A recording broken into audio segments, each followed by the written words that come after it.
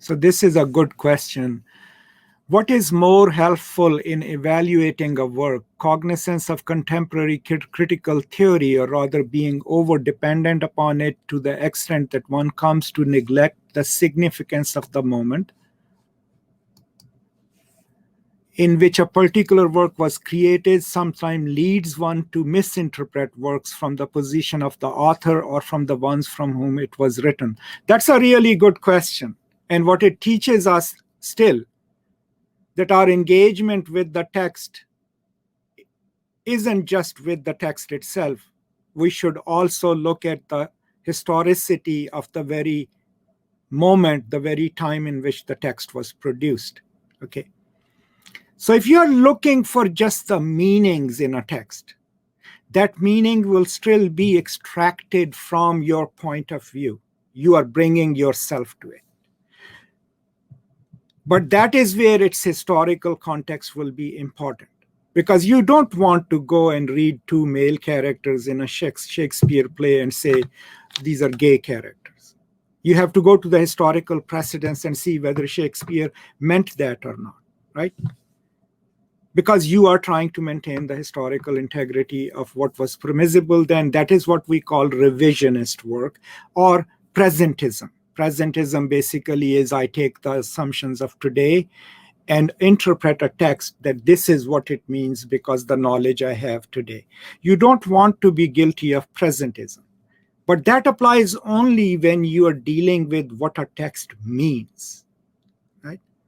When you are into the realm of what a text does, then you bring your own self, right? Then you say, this is the moment of history in which I live, 21st century Pakistan.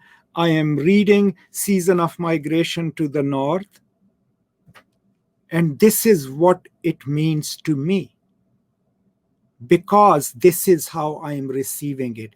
When you are into what a text does to you as a reader, to your thought and to your feelings, you are not bound to what the author meant, because you're beyond giving us the meanings of the text, right?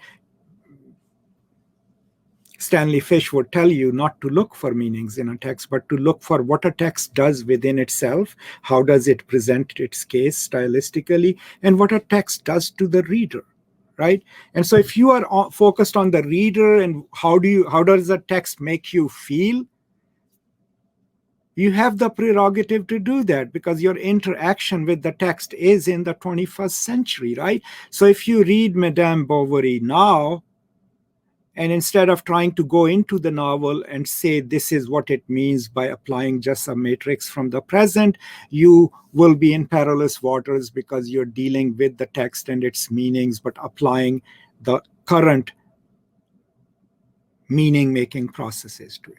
But if you go to it as a woman and say, this is a problematic text, this is a highly canonized text, but when I read it as a woman, I have a problem with this because this is what it can normalize if read uncritically. That is you bringing the present and your own condition to the act of reading. The most famous example of that is, of course, Chinua Achebe's indictment of Joseph Conrad, right, and of his racism. And Achebe does it on different levels by proving it within the text itself. But most importantly, what he's saying is he is bothered by the canonicity of the novel, and it is taught in high schools. And if it is taught uncritically, this is the kind of view of Africa the students will get. And the moment he invokes what kind of the view of Africa it would invoke and create, he is doing the kind of scholarship where he is not into what the text means, but what it does, right? So I hope that answers your question. There are no convincing answers, of course, in humanistic studies, but thinking about them differently will kind of make you more attentive to these things. So I have a question from Kalimullah. What is the role of literature in our daily lives? I have no idea. As Oroko pointed out earlier, he reads it just to enjoy outside the everyday exigencies of life. If literature does that for you, that's the role of literature in your life. If you are a moralistic scholar and you believe good books can make people better people, then you have a moral view of literature, and that's the role of literature in your life. If you are someone interested in social appearances and feel like mentioning Shakespeare, Ben Jonson, and a few other cool authors will give you more of a social status amongst your friends, then that is the role of literature in your life. There is no single role that literature can play. And that teaches us yet the same thing, that the role of literature in life is contingent upon what we want it to be, how we want to mobilize it. The role of literature in my life is it's the medium through which I teach, right? So the role of literature for me is a didactic role. Anytime I'm picking up books for my courses, they are not just books that I'm picking up. It also depends on what do I want to do in a particular course. Is it just a course that introduces students to post-colonial studies, right? Then I will choose texts that can do that. If I'm teaching at a higher level of abstraction, a graduate course, for example, I teach a course about nationalism, cosmopolitanism, and globalization. Since that is the course, the role of literature in that course is to teach those three concepts and provide students with examples that they can discuss. So every single novel in there, every single theory book in there has the function of giving a course to students which can teach them about cosmopolitanism, globalization, nationalism, and then certain novels that deal with those issues. So depending on what you are seeking in literature is the role of literature in your life. Fayaz, how would we assess what is good literature and what is bad literature? Saadat Hasan, can literature be obscene? That also is entirely dependent on how your values are structured, right? What have you learned about good literature, right? Who taught you that? When you go to a literary text, even before you read it, you have already assigned it a value based on your assumptions of what constitutes good literature.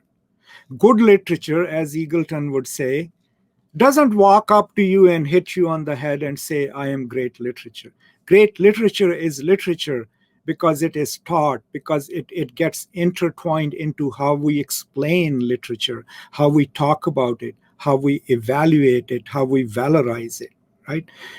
Think of it from Persian tradition. Anytime I mention Saadi Shirazi to you, you might have not read a single verse of Saadi Shirazi, but you're like, that's a great literature, right?